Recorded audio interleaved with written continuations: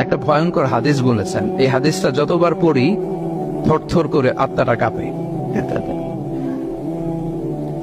কিয়ামতের দিন আল্লাহ তাআলা অনেক শহীদকে বলবেন তুমি জাহান্নামে যাও।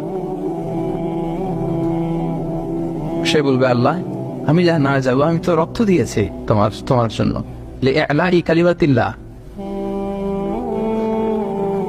আমার দেহের তাজা রক্ত দিয়ে আমি শহীদ হয়েছি, জানাজা ছাড়া আমার দাফন হয়েছে, আমি তো জান্নাতে যাব। আল্লাহ বলবে না, তুমি শহীদ হয়েছ এই কারণে যে লোকজন তোমাকে বীর বলবে, বীর বাহাদুর। তো দুনিয়াতে তো তোমার বাহাদুর বলছে, তো তোমারে বিশাল যোদ্ধা ছিল, বাহাদুর ছিল, এই খেতাব তো তুমি পেয়েছো, আমার কাছে কিছু নেই, জাহান্নামে যাও, go to the hell fire. অনেক দানশীলকে আল্লাহ বলবে জাহান্নামে যাও। সে বলবে আল্লাহ আমি জাহান্নামে যাব, আমি তো মসজিদ, মাদ্রাসা, এতিমখানা, বৃদ্ধাশ্রম এমন কিছু নাই যে বাকি রাখছি, শত শত মসজিদ আমি করেছি, আমি কেন জাহান্নামে যাব? আল্লাহ বলবে না, তুমি দান করেছিলে এই জন্য যে লোকজন তোমার দানশীল বলবে, দানবীর বলবে, আদেম তাই বলবে, ওটা তো তোমাকে বলা হয়েছে জাহান্নামে যাও, আমার কাছে কি চাও, go to the hell fire. সেদিন আল্লাহ তাআলা অনেক আলেমকে ডাকবেন, অনেক দাঈদেরকে ডাকবেন, অনেক দুআত ইলাল্লাহদের তিনি ডাকবেন।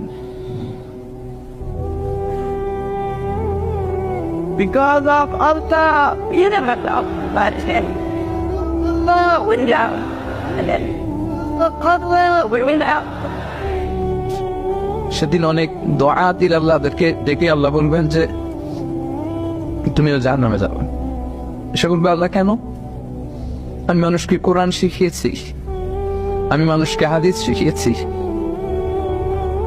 আমার কথা শুনে অনেক নামাজ পড়েছে, আমার কথা শুনে অনেকে দাঁড়িয়ে রেখেছে, আগে সুদ খেত, আমার কথা শুনে সুদ বন্ধ করেছে,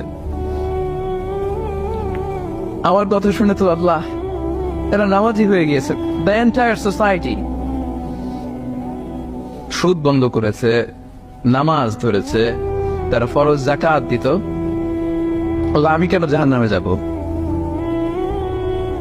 আল্লাহ বলবেন তুমি এই দাওয়াতি কাজ করেছো, লোকজন তোমাকে বড় আলেম বলবে, লোকজন তোমাকে বড় সেলিব্রিটি বলবে, লোকজন তোমার নামে তাকবীর দিবে, তোমাকে বড় আলেম বলবে, বড় দাঈ বলবে।